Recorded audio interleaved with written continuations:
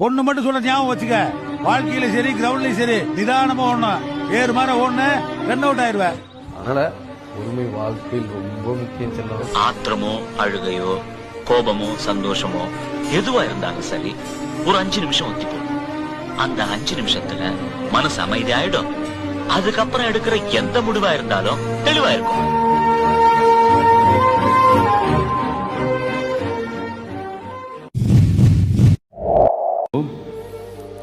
கிட்டத்தட்ட நம்ம எல்லார் லைஃப்பும் ஒரு நதி மாதிரி தான் வச்சுக்கோங்களேன்.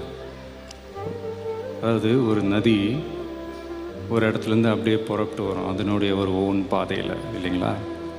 அப்படி வரும்போது ஒரு இடத்துல கொஞ்சம் பேர் கூடி நின்று விளக்குகளை ஏற்றி நதியில் விட்டு வணங்குவாங்க. நதி போய்கிட்டே இருக்கும். இன்னொரு இடத்துல